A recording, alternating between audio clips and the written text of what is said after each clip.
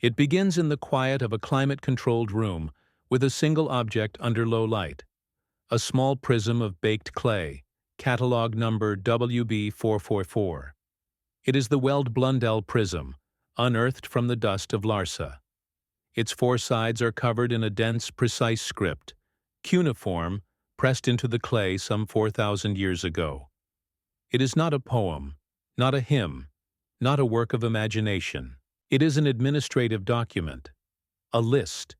It is the Sumerian king list, an accounting of sovereigns, a ledger of power passed from one hand to the next, city by city, dynasty by dynasty. It was meant to be a simple record of order, a straight line drawn through history to establish legitimacy. But the line it draws is fractured from the very beginning. One can almost feel the presence of the scribe behind the object, the practiced, steady pressure of the stylus into the wet clay, the repetitive, non-emotional transcription of names and numbers, a task performed not for posterity, but for the state archive. This was not a work of artistic creation. It was a duty, a piece of bureaucratic bookkeeping on a civilizational scale. The scribe's concern was accuracy, the faithful copying of an older source onto a new tablet. His work was meant to eliminate ambiguity, to set down a definitive sequence of who ruled, where they ruled, and for how long. The texture of the document is one of cold, hard fact, a sterile report on the management of the world. And it is in this sterile report that the numbers begin to lose their anchor to reality. The first king on the list, Alulim, is recorded as reigning from the city of Eridu. The duration of his rule is noted with the same administrative clarity as all the others. 8 sars, which translates to 800 years. The king who followed him, Alalngar, is recorded with a reign of 10 sars. 36. Uluyu 0 years. The list continues, name after name, city after city, with reigns of impossible lengths. These are not mythic descriptions or poetic exaggerations.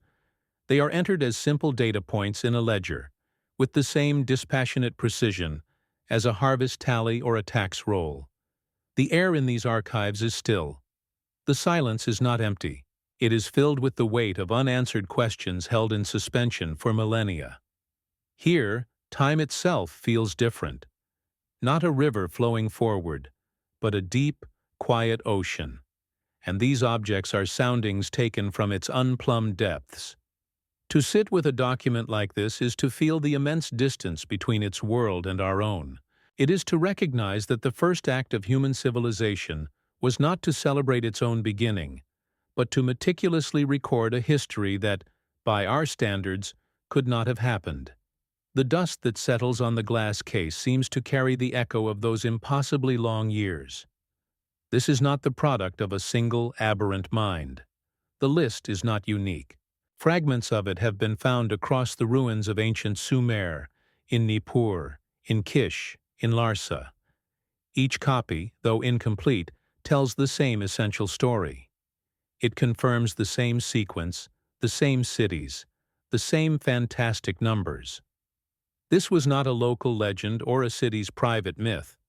It was a standardized account, a piece of shared knowledge distributed and preserved across the Mesopotamian world.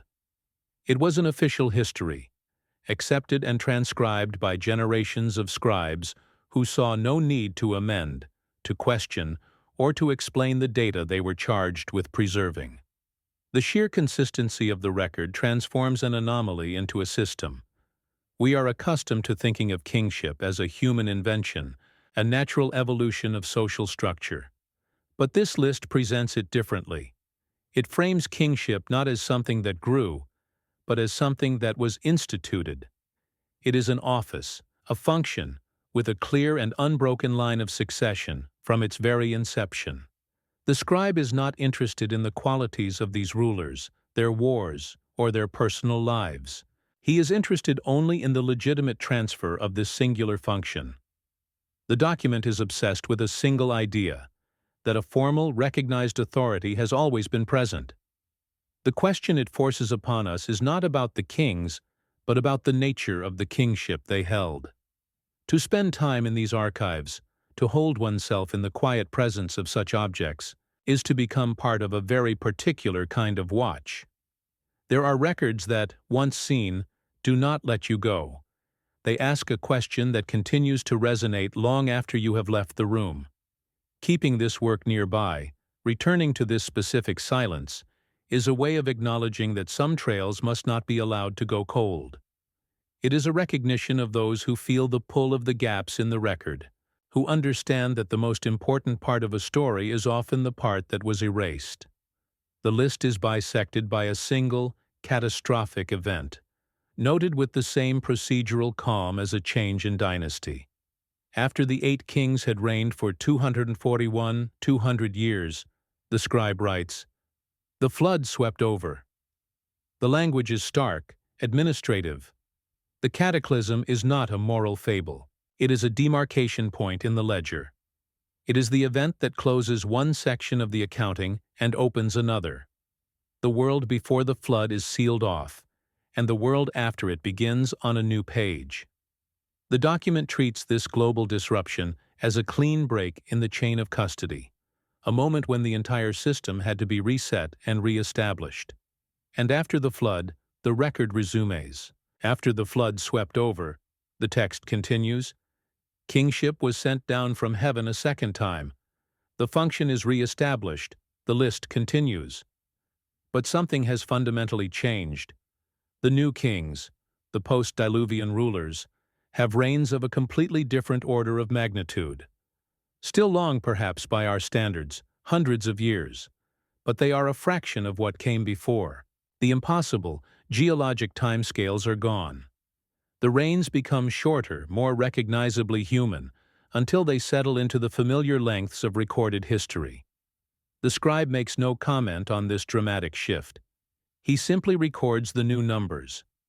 The document does not ask us to believe in kings who ruled for tens of thousands of years. It does something far more unsettling. It presents us with an official, structured, and meticulously maintained record that calmly insists this was the case, before documenting a definitive moment when the very nature of time and power on Earth was irrevocably altered. The problem is not the fantasy of the numbers, it is the sobriety of their presentation. It is the existence of a formal accounting system for an age that should not exist, preserved at the very dawn of our own history. The question is not what the scribe wrote, but why he wrote it this way. The archives of Kish hold a fragment, catalogued simply as K, 11/16/24. It is smaller than a human hand, its edges crumbled by 4,000 years in the earth.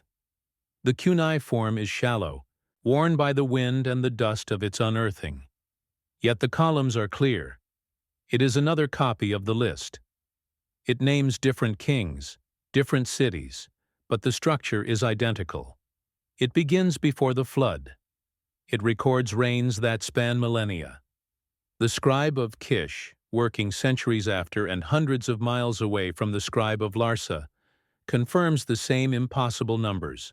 He does not correct the record. He copies it. In the ruins of Nippur, another piece surfaced. Tablet 6057 in the university collection. This one is more complete, the clay finer, the script more assured. It preserves the names of the 8 antediluvian kings and their cities, a perfect echo of the Weld-Blundell prism. Alulim in Eridu, Alalangar his successor. The numbers are the same. 28, 800 years, 36, Aduzarand years. The consistency is not just thematic, it is numerical, a shared data set across a civilization. This was not a story that changed with the telling. It was a standardized report, a piece of official knowledge that required no interpretation, only accurate transcription from one generation of scribes to the next. Other lists exist alongside the ledgers of kingship. These are rosters of a different kind. They name the 7 Apkallu, the 7 sages, who served the first kings of Sumer before the Great Flood. Their names are recorded: Uana, who finished the plans for heaven and earth; Uana Duga, who was endowed with comprehensive intelligence; They are not listed as gods to be worshipped, but as functionaries, advisors assigned to a specific ruler and a specific city. Their role is defined as foundational, instructional. They appear in the record to perform a task. That task is itemized with the precision of a bill of lading. The Apkallu are credited with delivering the Miyai, the essential blueprints of civilization. A text from Uruk enumerates them, not as abstract concepts, but as a specific inventory of skills and institutions. The list includes kingship, the priestly office, the crafting of wood, the building of cities, the knowledge of canals, the codification of law. These were not achievements to be developed over centuries of trial and error. They are presented as a complete operational package, delivered at the outset of history by these 7 figures. One can feel the administrative mind behind such a record. The impulse is not to celebrate, but to catalog, to create an inventory of the world's foundational assets, and to record their point of origin. The tone is one of accounting, not of wonder. The scribe's concern is with the chain of custody for civilization itself. Who delivered it? To whom? And in what form? The language is sterile, the structure repetitive. It is the work of a bureaucracy establishing its own charter, tracing its own authority back to a definitive initial transfer of knowledge. Far from Mesopotamia, in the dry caves overlooking the Dead Sea, a different kind of record was preserved. A scroll of parchment written in Aramaic. It is a section of the Book of Enoch, now known as the Book of the Watchers. It is not a king list, but it shares the same unnerving specificity. It describes a specific event, a descent of celestial beings. It does not speak in vague, mythic terms. It gives a number, 200 of them. It names their leader, Shemyaza. It is a report of a deployment. The location of this event is recorded with geographic precision. Mount Hermon, on the border of modern-day Lebanon and Syria. This is not a celestial mountain in a mythic realm. It is a physical place on earth. The text states they gathered there, and together they swore an oath. The act is framed not as a divine visitation, but as a coordinated, organized transgression by a specific contingent. The document reads like the minutes of a conspiracy, a formal record of a breach of protocol by a named group at a specified time and place. The document then proceeds to catalog the illicit knowledge transferred by this group. Each of the 20 leaders is listed by name, alongside the specific technology or skill they revealed to humanity. Azazel taught the making of swords, daggers, and shields, the arts of war. Barakiel taught astrology. Chazakiel taught the knowledge of the clouds. It is another inventory, a detailed list of intellectual property that was not authorized for release. The transgression is not one of morality, but of information security. It is a report on a catastrophic leak of classified data. The silence in these archives is a physical presence. It presses in from all sides, a weight composed of centuries of dust and unopened files. It is the sound of questions that have been waiting for so long, they have forgotten they are questions. Sometimes, in the deepest part of the night, it is useful to simply listen to that silence, to note the time on a display, to register the low hum of the climate control systems, to acknowledge the stillness of the room you are in, and to recognize it as a participant in this long watch. We return to the clay tablets of Sumer, not the king lists, but the economic records. The archives of the city of Ebla contained over 1,800 complete clay tablets and thousands more fragments. They are not myths or hymns. They are administrative records, commercial treaties, food rations for the palace workers, textile inventories, taxes paid in silver and grain. They reveal a society running on a complex and deeply ingrained bureaucracy. Every transaction, every resource, every worker was accounted for.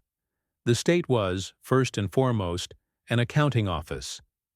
Within these economic records, the temples feature not as peripheral spiritual centers, but as the primary engines of the economy. A tablet from Lagash details the holdings of the temple of the goddess Bao. It lists its lands, its workers, its herds of cattle, its breweries and bakeries. The goddess herself is listed as the landowner. Offerings are recorded as tax revenue. The priests are administrators. The divine figures are not objects of abstract faith. They are the heads of corporations, the legal owners of the city's means of production. Before the famous Code of Hammurabi, there were other, older laws. The Code of Ur-Nammu, inscribed on a tablet from Nippur, is one of the earliest known. Its structure is cold and formulaic. It is a list of conditional statements. If a man commits a kidnapping, he is to be imprisoned and pay 15 shekels of silver. If a man knocks out the tooth of another man, he shall pay 2 shekels of silver. There is no appeal to divine morality, only a schedule of offenses and their corresponding fines. It is a legal tariff, an administrative tool for managing social order. The sheer volume of this material is staggering. For every tablet that tells a story, there are 1,000 that record a transaction. The foundation of these ancient civilizations was not poetry, it was paperwork. The scribal schools of Nippur and Ur did not primarily train poets. They trained accountants, surveyors, and legal clerks. The overwhelming impression left by these archives is that of a society obsessed with order, with measurement, with the precise documentation of every aspect of its existence. It was a world managed, not imagined. Returning to the Sumerian king list, we observe the numbers after the flood. The data shifts, but the administrative tone remains. The first post-Diluvian dynasty is that of Kish. Its first king, Jushur, is said to have reigned for 200 years. His successor, Kulasina-Bel, for 960. The numbers are no longer geologic, but they are still far beyond the human scale. They then begin a slow, steady decay across dynasties. Etana is listed with 560 years, Enmebarajesi, a king verified by archaeology, with 900. His son, Aga, with 625. The scribe records this deflation without comment. Then there is the figure of Oannes, one of the Apkallu. The Babylonian historian Berossus, writing in the 3rd century BCE but drawing on much older temple records, provides a physical description. He records that this being emerged from the Erythraean Sea. His form was that of a fish, but under the fish's head he had another human head. He had human feet, which emerged from the fish's tail. He had a human voice. The description is not monstrous or terrifying. It is anatomical, a clinical report on the appearance of a non-terrestrial instructor. The scribe's hand is steady through all of this. He records the impossible rain, the forbidden technology, the amphibious advisor, and the price of a knocked-out tooth with the same dispassionate precision. There is no hint of disbelief, no attempt to soften the absurdity of the data. His task was not to make sense of the world, but to accurately transcribe the records that defined it. The very structure of his work suggests an acceptance that the world was governed by rules and data that were simply not for him to question.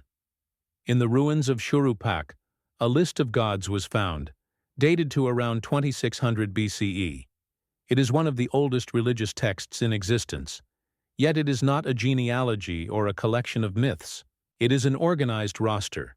The gods are listed in a fixed order, a hierarchy of importance.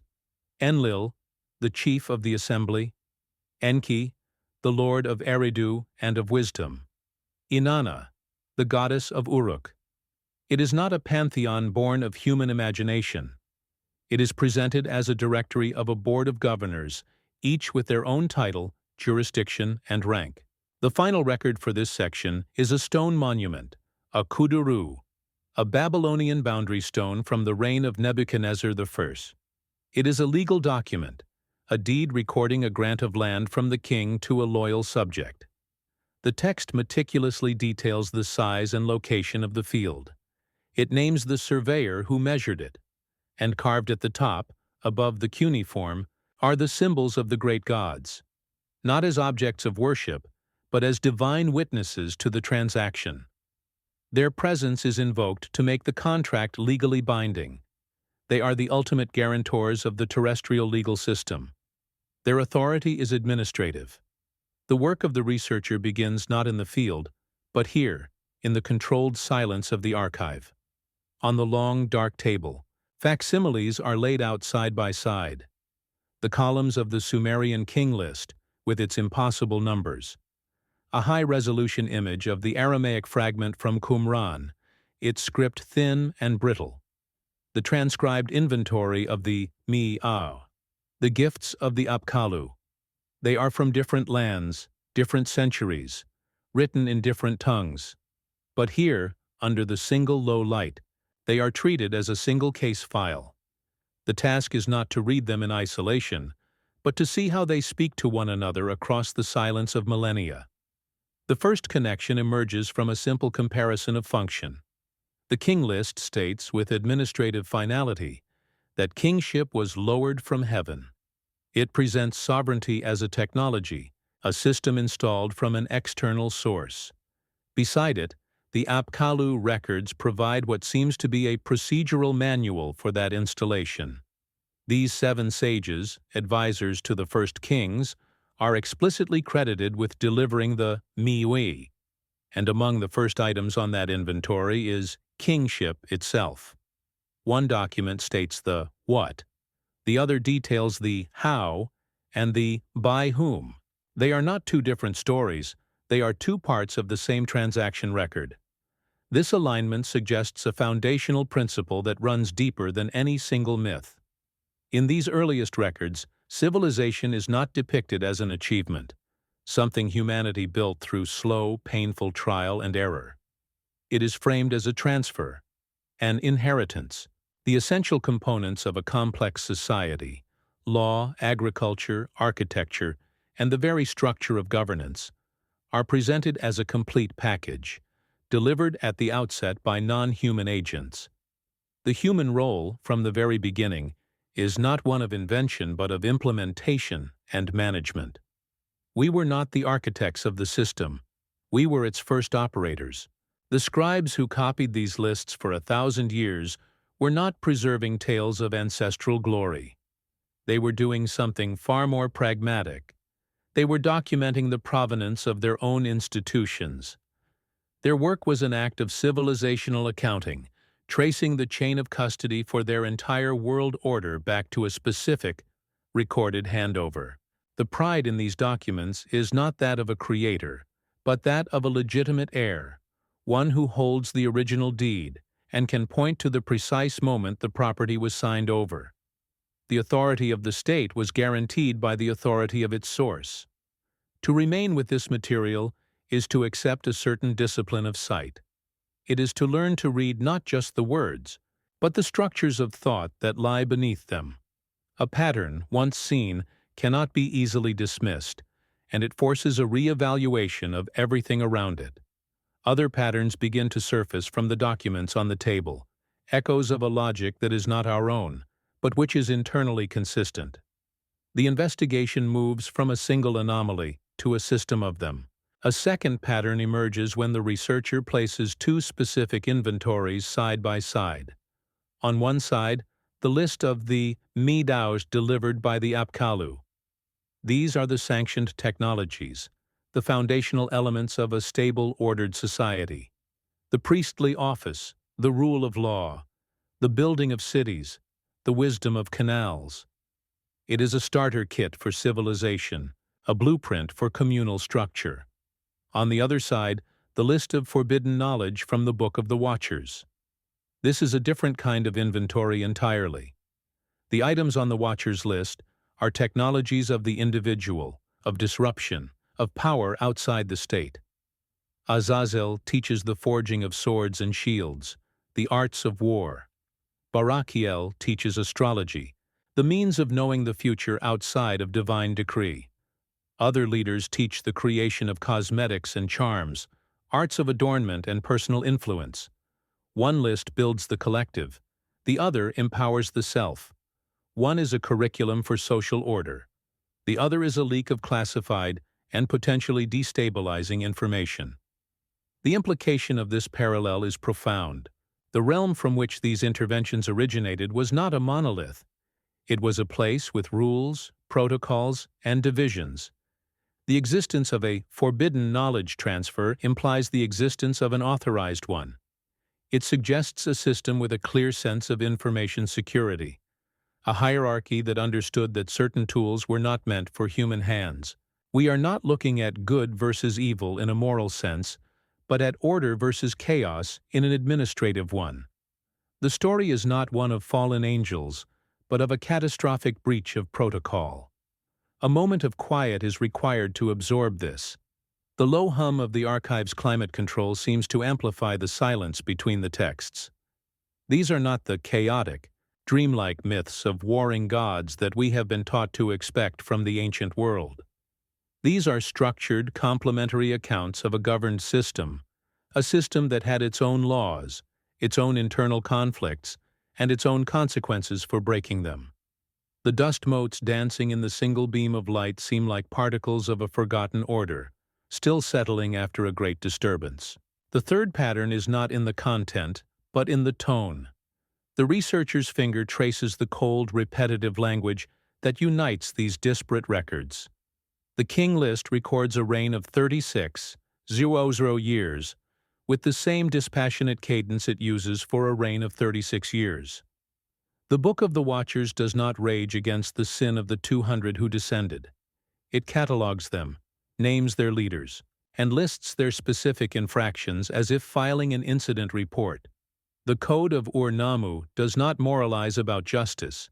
It provides a sterile schedule of fines for specific damages. This is the unwavering voice of the scribe, a function that remains constant across cultures and centuries. His purpose is not to inspire, to frighten, or to explain. His purpose is to record. The uniformity of this bureaucratic tone is perhaps the most unsettling feature of all. It treats the impossible and the mundane with the same procedural calm. A celestial being delivering the blueprint for law is recorded with no more or less emphasis than a transaction for 3 heads of cattle. The fantastic nature of the information is neutralized by the sterile nature of its documentation. What is absent from these foundational texts is as telling as what is present. There is no awe. There is no wonder. The language is not that of religious ecstasy or poetic myth-making. The Apkallu are not praised as saviors. They are listed as consultants. The Watchers are not condemned as demons. They are documented as rogue agents. The gods on the Babylonian boundary stone are not invoked for their cosmic power. They are summoned as legal witnesses, the celestial equivalent of a notary public. This is not the language of faith. It is the language of administration. The fourth and final pattern is structural, a feature of the timeline itself. The researcher aligns the narratives. The Sumerian king list is cleanly bisected by a single event. The flood swept over. This cataclysm is the demarcation point, the moment the entire operating system of kingship, with its geologic timescales, is wiped and rebooted on a human scale. It is a hard reset. The Apkallu, the civilizing sages, are explicitly antediluvian. Their work is completed, their function fulfilled, before this global disruption occurs. They belong to the world that was washed away. The same structural break appears in the tradition of the Watchers. Their transgression, the illicit transfer of knowledge, takes place in a primordial time before the current world order was established. The consequence of their actions, as detailed in related texts, is a great flood sent to cleanse the earth of the chaos they unleashed. In both traditions, the flood is not a random natural disaster. It is a deliberate act of severance. It is the mechanism used to end one epoch and begin another, to draw a clean and irreversible line between the age of direct intervention and the age of man. When placed together, the function of this event becomes clear. It is an administrative boundary. It is the great firewall in history, separating the era when the source code of civilization was being written and installed, from the era where humanity was left to run the system on its own. The world before the flood is a world of instructors, governors, and overseers. The world after is ours.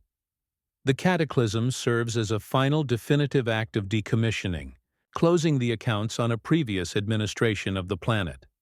The roles of these others now snap into a coherent, functional hierarchy.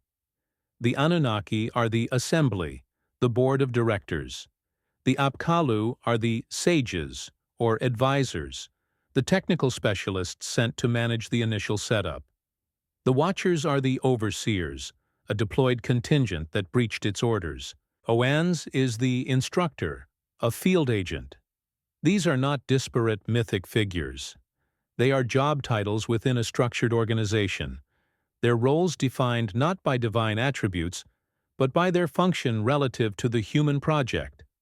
The researcher can now step back from the table. The fragments of clay and parchment no longer appear as curiosities from the dawn of religion. They look like the surviving paperwork of a forgotten bureaucracy. An organizational chart, a set of technical manuals, a series of field reports, and a final closing statement on the termination of the project. The internal consistency of the system they describe is too precise, too structural, to be the result of independent invention by disparate cultures. The mystery has shifted. It is no longer about the strangeness of any single document. It is about the unnerving, systematic coherence they create when read together. A coherent system that operated on a global scale, that possessed a clear command structure, and that underwent a controlled, catastrophic shutdown. A system whose existence has been so completely and thoroughly erased that its surviving records are now mistaken for the fictions of our own imagination. The silence of the archive is the sound of that chasm, the void left by a history that was not merely lost, but removed. The term appears in the oldest texts, etched into the clay of Akkadian and Sumerian tablets. Anunnaki. It is not a name, but a designation, a collective noun. In the assembly of the gods, they are the ones who decide. The records do not describe them as a family, but as a council, a legislative body. A text from Sipar speaks of the 7 Anunnaki, the great judges, who pronounce sentence and determine fates. Their function is consistently one of governance, of high-level decision-making that sets the course for events on the ground. They are not objects of intimate worship. They are the ultimate authority, a remote and powerful board of governors whose decrees are recorded as the engine of history. The structure of this governing body is explicitly hierarchical. The texts make a clear distinction between the great Anunnaki and a junior class of deities, the Igigi. A Babylonian creation epic describes a period before humanity when the Igigi were tasked with the physical labor of maintaining the world, digging canals, shaping the landscape, while the Anunnaki supervised. The relationship is not one of equals. It is one of management and labor, of a senior and a junior class within a single organizational structure. This is not a pantheon of competing forces. It is a stratified bureaucracy with a clear chain of command, a system for delegating work and enforcing authority. Their recorded actions are overwhelmingly pragmatic and administrative. They assign jurisdictions to various members, with specific cities and domains of influence parceled out like territories. They are invoked in legal contracts as the ultimate guarantors of the agreement. They survey the land and establish boundaries. Before the flood, their primary concern seems to be the management of the earth as a functioning estate. Their decrees, as recorded by the scribes, are not poetic pronouncements, but operational directives, the minutes of a series of strategic planning meetings that determined the very shape of the world to come. One must pause to consider the implications of such a record. The first literate civilization on Earth did not imagine its creators as artists or philosophers. It recorded them as a committee, as managers. The power they wielded was not the abstract, ineffable power of a modern deity. It was the concrete, structural power of a sovereign political body, one that legislated, delegated, and managed a complex system. The awe in these texts is not directed at a mystical presence, but at the sheer, unassailable fact of their authority. A different class of being appears in the same antediluvian timeline. They are never confused with the Anunnaki. They are the 7 Apkallu, the 7 sages. Their role is not one of governance, but of instruction. They are explicitly designated as the advisors to the first 7 kings on the Sumerian king list, the ones who reigned before the flood. Each sage is assigned to a specific king and a specific city. Their function is temporary, targeted, and foundational. They are not rulers. They are the technical experts brought in to oversee the initial installation of civilization. The records catalog their contributions with the precision of a project completion report. The Apkallu are credited with delivering the Asam-mi, the essential templates of a functioning society. This is not a vague gift of wisdom, ani. It is a specific inventory of technologies and institutions, the codification of law, the craft of the builder, the duties of the priesthood, the techniques of irrigation, the very institution of kingship itself. They are presented as a field team, deploying a standardized civilizational package to a new and undeveloped territory, ensuring the local operators are trained in its use. The historian Berossus, preserving an account from the temple archives of Babylon, offers a physical description of the first of these sages, Oan. The report is clinical, almost anatomical. The being had the body of a fish, but beneath the fish's head was a human head. It possessed human feet, which emerged from beneath the fish's tail, and it had a human voice. The description is not that of a monster from a nightmare, but of a being of a different biology, or perhaps one operating within a specialized environmental suit. It is the dispassionate observation of a form that was functional, not symbolic. Their presence in the record is defined by its purpose and its limits. They appear, they deliver the necessary information and systems, and then their role is complete. They are not integrated into the human story as permanent figures. They are consultants whose contract ends once the project is successfully launched. They belong to that primordial antediluvian age, and after the flood, they are gone. Their memory is preserved not as gods to be worshipped, but as the original instructors, the founders of the craft. The silence they leave behind is palpable in the records. It is the silence of a completed construction, the moment when the scaffolding is removed and the architects have left the site. The world after their departure is one in which humanity is expected to manage the systems that were put in place. The memory of the Apkallu is the memory of a handover, a definitive moment when the training wheels were taken off, and a new phase of operation began under local management. From the dry hills of Judea, a different record offers a parallel yet dissonant account. The Book of the Watchers does not speak of sages or a governing council. It speaks of a specific military or observational contingent. The text names their rank, Watchers. It gives their number, 200. It specifies their point of insertion with geographic precision, Mount Hermon. The account is not a mythic tale of gods descending from a vague heaven. It reads like a formal report on the deployment of a specific unit to a designated terrestrial observation post. This unit possessed a clear command structure. The text names their leader, Shemyaza. It then lists the other 19 who were leaders of groups of 10. This is the language of a structured, hierarchical organization, not a chaotic, demonic horde. Their first recorded action is not one of impulse, but of conspiracy.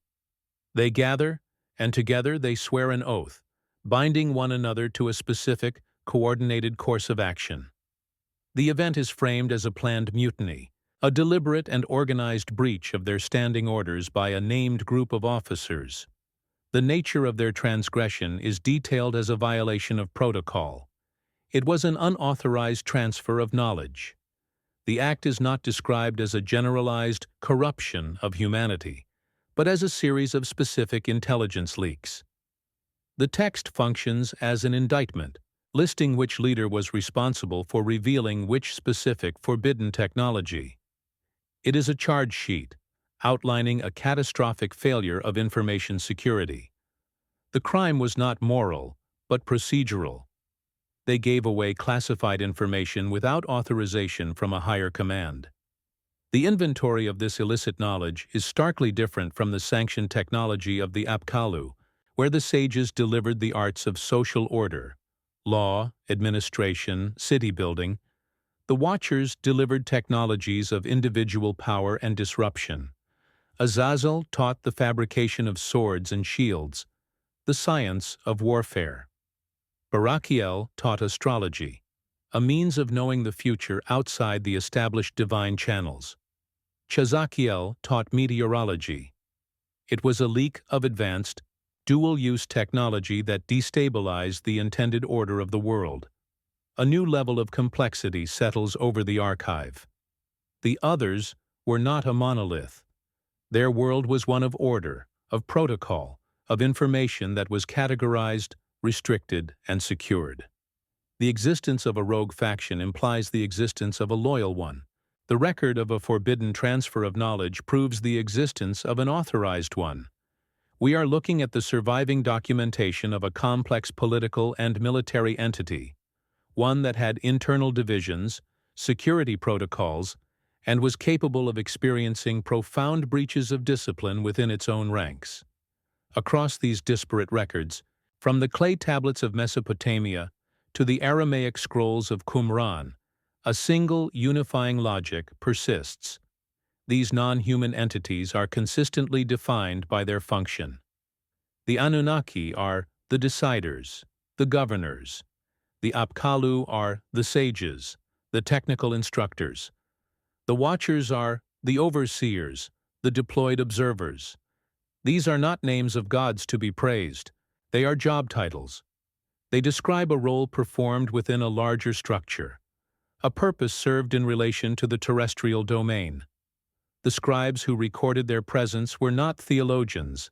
They were clerks. Their concern was not with the ultimate nature or origin of these beings, but with the practical consequences of their actions. Their presence was a political reality. Their decrees were law. Their technology transfers reshaped society. The records are cold because they are the paperwork of a world under a different administration. The final, unsettling question is not what these beings were, but what kind of power structure they represented. A structure so absolute that its memory could be almost perfectly erased, leaving behind only these strange, administrative ghosts in the machine of history. The investigation must now turn from the evidence that is present to the evidence that is not. It must learn to read the silence between the layers. In the deep trenches cut into the earth at the sites of ancient cities, time is made visible. Each stratum of soil is a page, a compressed record of habitation and abandonment. But between these layers of occupation, archaeologists often find something else, a thin, sterile deposit of wind-blown sand or water-laid clay. It is a layer containing no pottery, no tools, no ash from hearths. It is a physical record of an interruption, a span of time in which nothing happened, or at least, nothing was recorded. It is the material form of a gap in the story. Consider the city of Uruk, the great metropolis of the 4th millennium BCE. For centuries, it was the largest urban center on Earth, a testament to a sudden and explosive leap in social complexity. Its monumental temples, its sophisticated art, and its invention of the first true writing system mark a high point of human organization.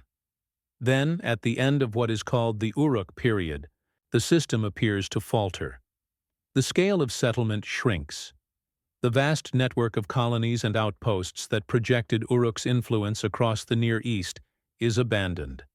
The distinct cultural signature that defined this era fades, replaced by something simpler, more localized. It is not a gradual decline.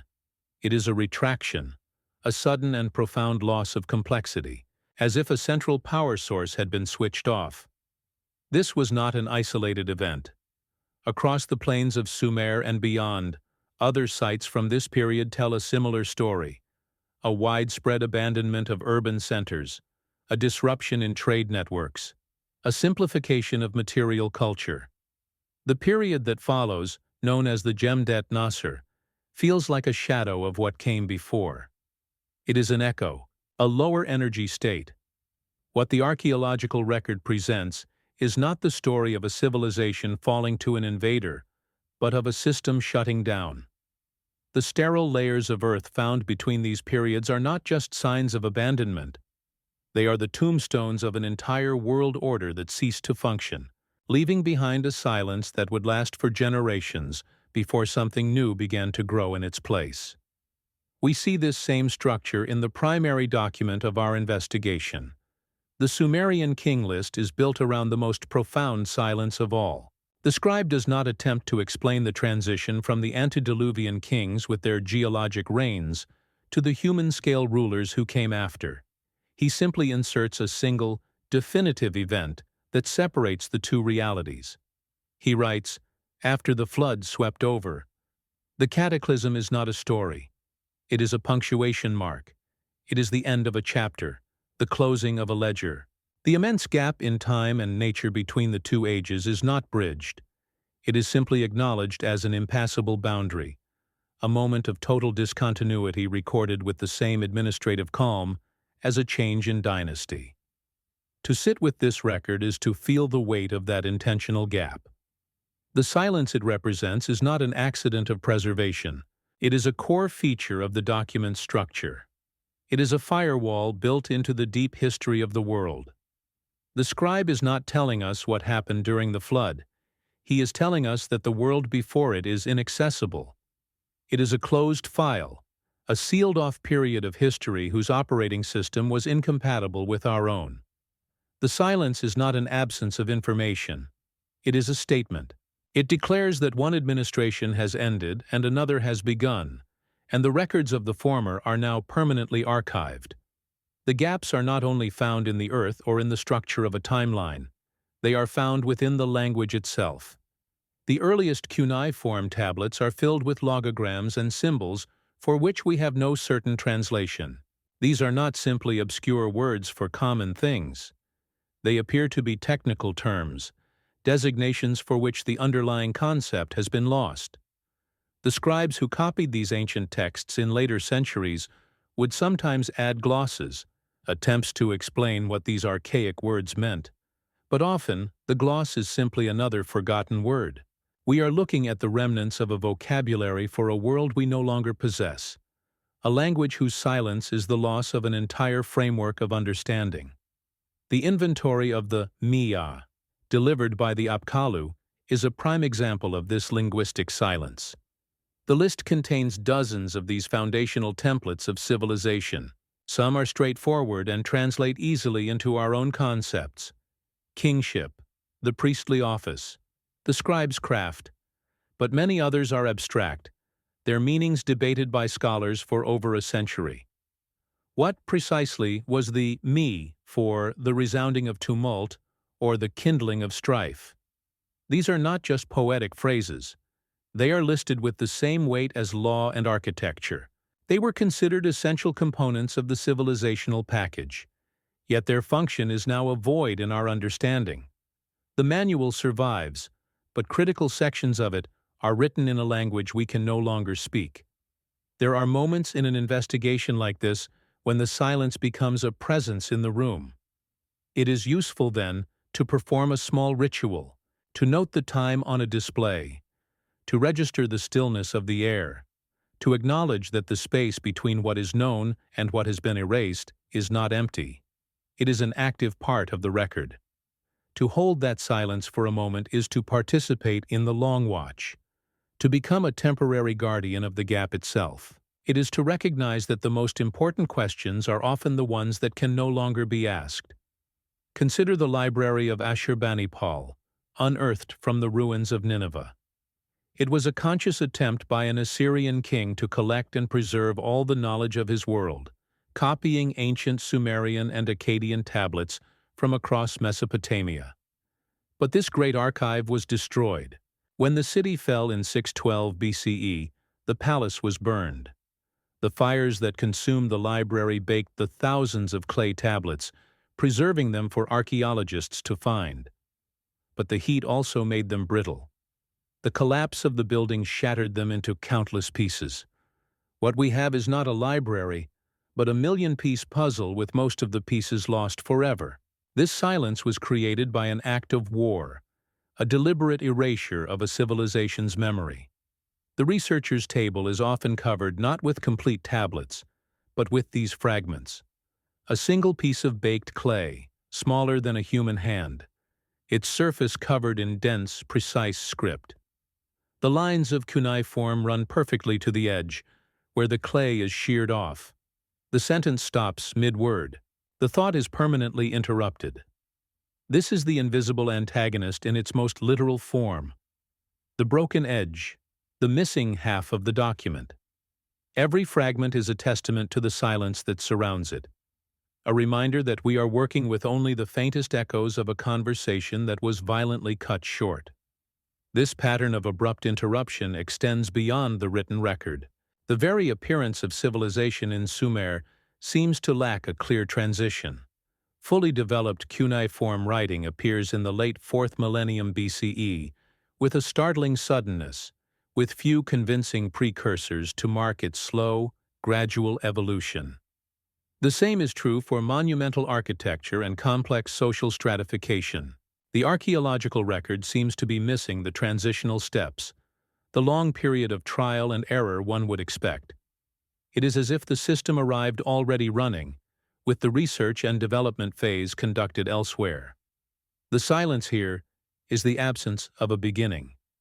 We have been conditioned to see history as a smooth, linear progression, a slow and steady accumulation of knowledge and complexity. But the deep record does not support this view. It shows a different pattern entirely. It is a story of sudden arrivals, of inexplicable high points followed by catastrophic collapses, and of long, silent intervals in between. It is a narrative of pulses, of great waves of energy that appear, shape the world, and then recede, leaving the landscape fundamentally changed, but the source of the wave a mystery. The silence is the trough between these waves, the long periods of waiting.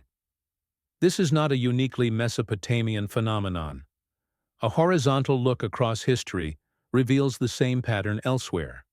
After 1200 BCE, the great Mycenaean civilization of Greece collapsed with shocking speed and finality. Their palaces were burned, their complex bureaucracy vanished, and their writing system, Linear B, disappeared completely. For 400 years, Greece entered a dark age. Monumental stone architecture ceased. Figurative art vanished. The population plummeted. It was a total system failure, a civilization that simply forgot how to be a civilization, leaving behind a profound archaeological and literary silence. When culture re-emerged in Greece centuries later, it was fundamentally different. A new alphabet, borrowed from the Phoenicians, replaced the lost script. The memory of the Mycenaean age was preserved not as history, but as myth, the distorted heroic tales of the Trojan War recorded by Homer. The administrative records of a Bronze Age bureaucracy were transformed, across the silent gap of the Dark Age, into the epic poetry of gods and heroes. This is the process. This is how a historical reality, when its continuity is broken, is recategorized as fiction. The silence is the mechanism of that transformation. The Apkallu and the Watchers are defined by this same structural silence. They are creatures of the before time. Their activities are confined exclusively to the antediluvian or primordial world. After the Great Disruption, the Flood, they are gone from the record. There are no stories of Apkallu advising post-diluvian kings. There are no Watchers descending in the age of the Hebrew patriarchs. Their disappearance is not gradual. It is absolute. They are part of a world that was surgically removed from the timeline. The silence that follows them is the silence of a completed and terminated project. The process of erasure is not always passive. Sometimes it is an active refiling of inconvenient data. Later Mesopotamian cultures, like the Babylonians and Assyrians, inherited the Sumerian traditions. They kept the names Anu, Enlil, Enki, but they changed their job descriptions. The distant administrative council of the Anunnaki was slowly transformed into a pantheon of gods with relatable human emotions, mythic struggles, and family dramas. The governors were demoted to deities. This was an act of intellectual housekeeping, a way of taking a dissonant historical memory and filing it away in the more manageable category of religion. The silence was created by changing the labels on the files. We must always remember that we are working from what has survived by chance. The archives of Eridu, the first city of kingship, have never been found. The libraries of Akkad are lost. The great centers of learning from the 3rd millennium BCE are mostly dust. We have the scorched fragments from Nineveh, the administrative ledgers from Ebla, the schoolboy tablets from Nippur. We are attempting to reconstruct an entire world from the contents of a few file cabinets that happened to survive the demolition of the main office. The true scale of the silence, the sheer volume of what is missing, is beyond our ability to calculate. And so, the silence itself must be treated as evidence. The gaps are not random voids. They are structured. They appear at the same critical junctures in different traditions, before the beginning of the current order and after the end of a previous one.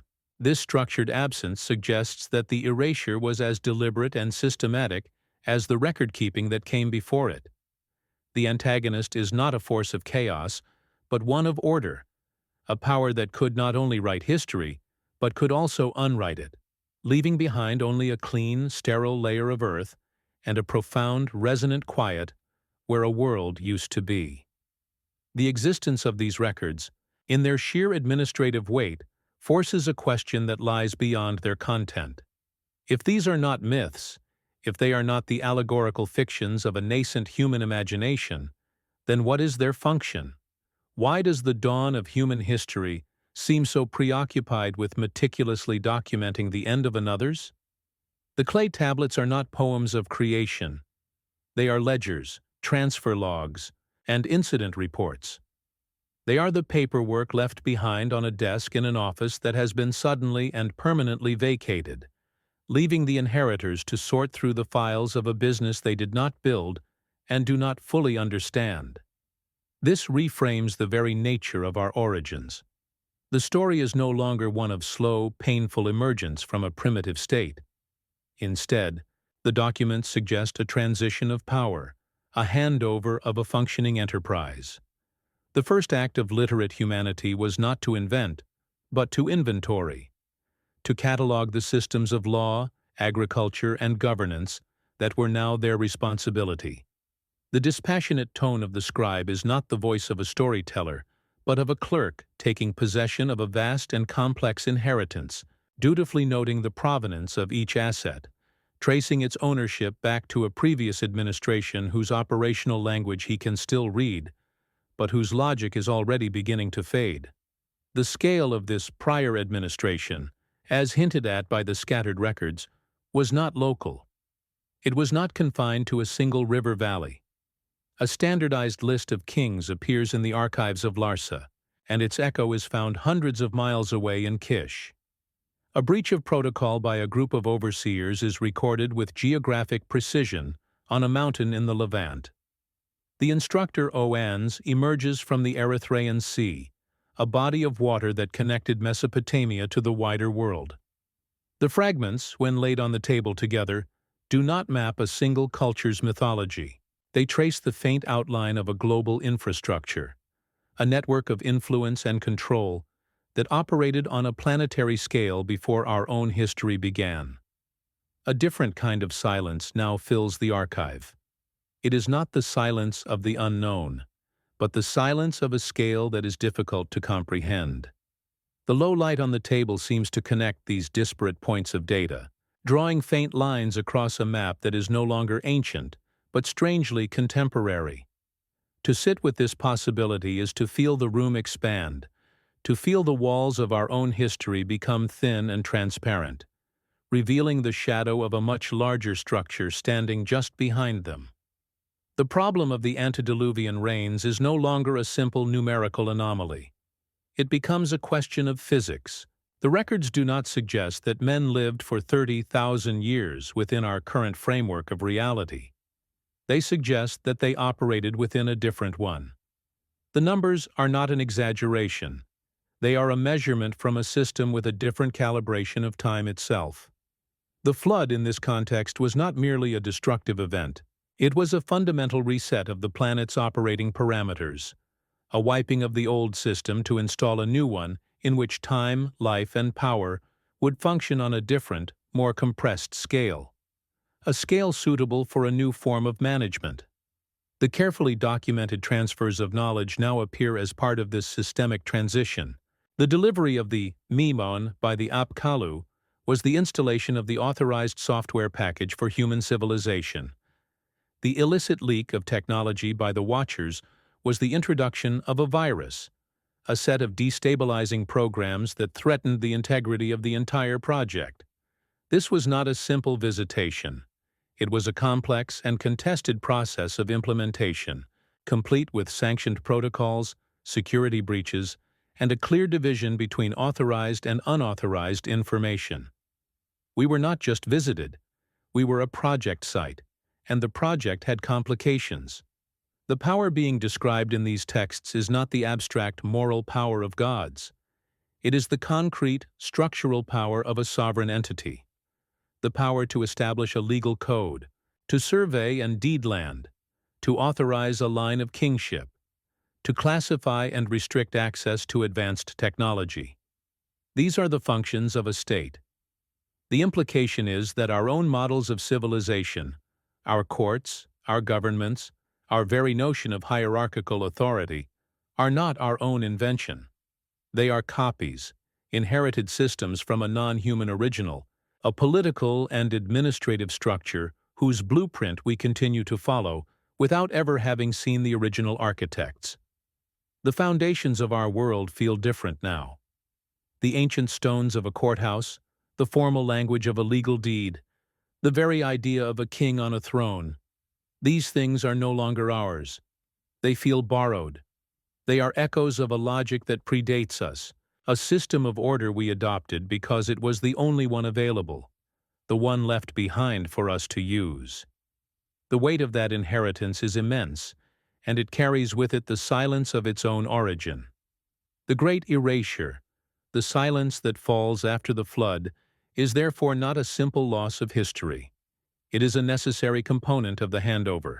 It was an act of decommissioning, to allow the new administration, humanity, to function with a sense of autonomy. The memory of the old one had to be systematically severed. The cataclysm was a firewall, deliberately installed to prevent access to the previous operating system. The forgetting was not an accident of time. It was a matter of policy, a required step in the transfer of sovereignty. The silence is not a void. It is a seal. This reframes our own position in the story of this planet. We are not the protagonists. We are the successors. Our entire recorded history is an epilogue to a much longer and more complex narrative that we are not meant to read. We live and build our world in the quiet aftermath of a great political shift, a change in cosmic jurisdiction. The fragments that survive are not meant to be a history lesson. They are the residual legal notices of that transition, the faint echoes of a world whose closure was the necessary precondition for our own beginning. The continued existence of these records is, perhaps, the most unsettling part of the mystery. They are inconvenient data, anomalies that disrupt the smooth narrative of human progress. Why were they not completely destroyed? Perhaps the erasure was not perfect, or perhaps their survival was intentional, left as markers, as a form of legal precedent.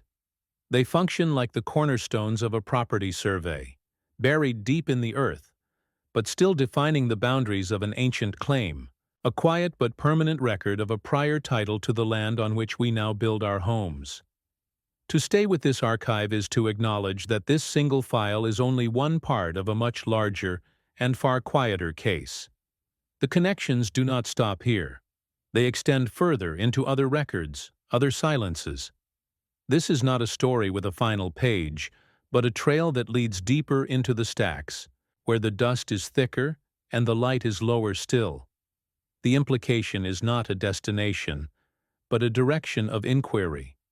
The world we inhabit feels like a structure built upon unseen foundations. Our sciences, our laws, our religions, they are the visible floors of a skyscraper, but they rest on a deep subterranean level of whose existence we are unaware. Yet, the design of that hidden foundation dictates the layout of every room we live in. The patterns of our own civilization may not be the product of our own choices, but the inevitable consequence of a blueprint established long before our time, a design we are still unconsciously following. And the scribe, the dispassionate clerk of the ancient world, what was his role in all of this? He was not a poet preserving a memory. He was an auditor, closing the books.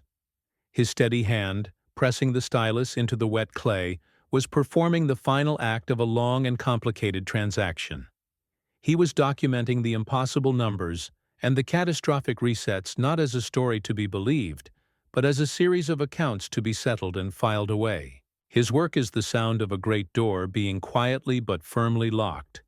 The final implication is not about the past, but about the present. The records are not simply a history. They are a documentation of a transfer of jurisdiction. They detail the terms under which one authority departed and another began. And if these texts are to be read as the administrative documents they appear to be, then the most profound question is not whether a former administration existed, but whether the legal framework of that ancient handover is still in effect, its clauses still binding, its silent protocols still running in the background of our own world. We are left here, in the low light of the archive, with this single, silent object. A prism of baked clay, covered in the precise, emotionless script of an accountant.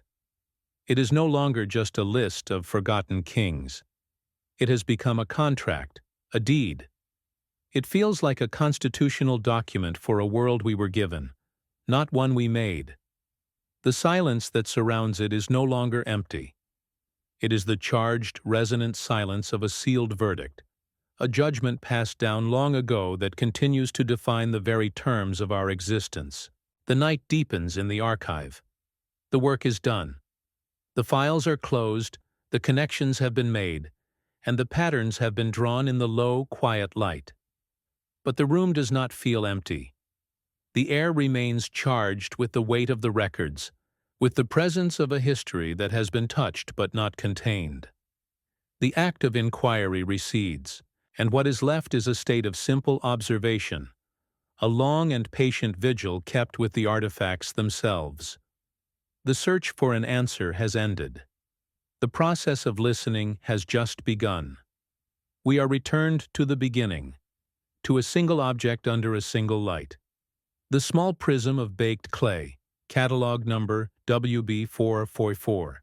It sits in its climate-controlled case, impassive, unchanged. The four sides of cuneiform are no longer just data points to be analyzed. They have become a texture, a landscape. The tiny, wedge-shaped marks are like the footprints of a vanished animal, evidence of a life that passed this way, leaving behind a trail that leads to an impossible horizon. The object has absorbed all the questions asked of it, and has offered none of its own answers in return. Outside these walls, the modern world sleeps, its own complex administration running on circuits of light and electricity. Its own records are stored in clouds of data, ephemeral and vast. But here, in this controlled silence, time operates on a different standard. The hum of the ventilation system is the only sound, a steady, low drone that seems to measure the slow decay of millennia. To be here is to be outside of that other, faster time, to occupy a space where the past is not a foreign country, but a quiet, neighboring room. The hand of the scribe is gone. The civilization that trained him is dust. The language he wrote is spoken by no one. And yet, the result of his labor remains. The pressure of his stylus into the wet clay, a simple act of administrative duty performed 4,000 years ago, has outlasted empires. It has survived the fires that consumed cities and the silence that consumed memories. What remains is not the man, not the king, not the god, but the record itself. A testament to the profound and enduring power of a simple, documented fact. The silence that fills the space between the artifacts is no longer an absence. It has become a medium, a connecting tissue. It is the substance in which these disparate fragments are suspended, allowing their faint resonances to cross the void. It is the silence of the desert at noon, when the heat erases all sound. It is the silence of the deep earth, where the layers of forgotten cities lie pressed one on top of the other. It is an active, structural silence, the final and most complete archive of all. Imagine the ruins of Eridu under a moonless sky, the foundations of the first city, the place where kingship was first lowered from heaven, are now just faint lines in the sand, barely visible. The wind moves over the broken walls, carrying dust from one millennium into the next. There are no inscriptions to be read here, no archives to be opened. There is only the vast, silent presence of the place itself, a location on a map that has become a monument to a memory that no longer has a witness. The land itself is the final, unreadable tablet. The stars above that desert are the same. They are the same cold points of light that the scribes of Nippur and Uruk recorded in their astronomical diaries. They watched the rise and fall of the antediluvian kings. They watched the flood sweep over the earth. They watched the new cities rise and fall in their turn. They are the ultimate indifferent observers. Their light a constant stream of information that arrives impossibly late, telling a story whose beginning we can never see, and whose end we cannot imagine. Their silence is the silence of cosmic scale. The investigation does not conclude. It simply ceases. The mind grows quiet, and the eye simply sees. The clay tablet is a piece of earth. The inscription is a set of marks. The story they tell is of a world that was governed by a different set of laws, a different understanding of time. To hold this knowledge is not to have an answer. It is to be permanently unsettled. It is to understand that the floor of our own world is thinner than we imagined, and that another, much older floor lies just beneath it. What remains is a feeling, a sense of profound and unsettling inheritance. The laws we write, the cities we build, the authority we claim. None of it feels entirely our own.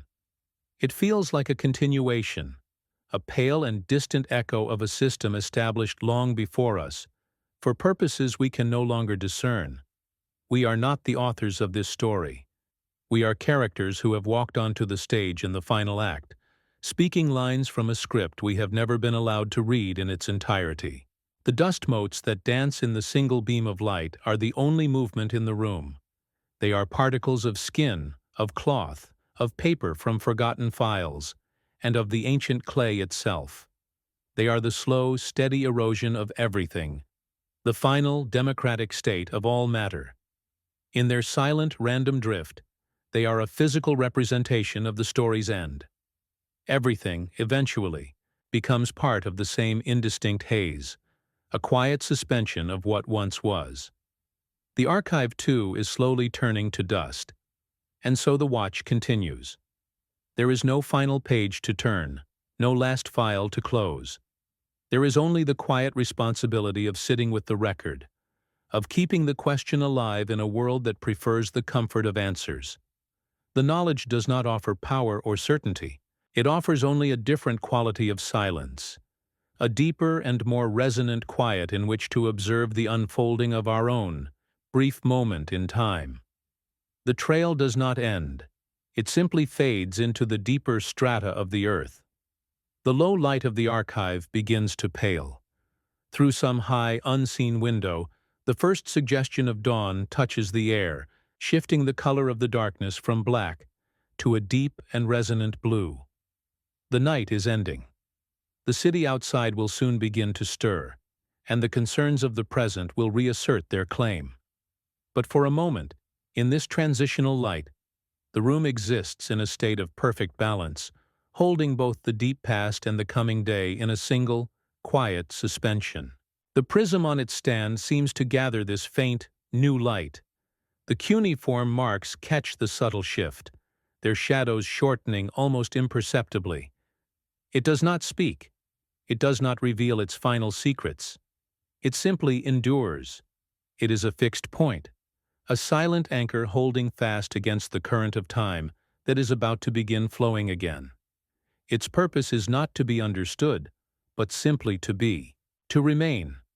A quiet, physical insistence that the world is older and stranger than we remember. The hum of the building's hidden machinery continues its steady, timeless note. The air is still. Nothing has been resolved. Nothing has been proven. But something has been remembered. A faint echo has been heard across a vast and silent distance, and the listener, having heard it, is now and forever a part of that silence, a guardian of the echo. The work is not to solve the mystery, but to ensure that it is never forgotten.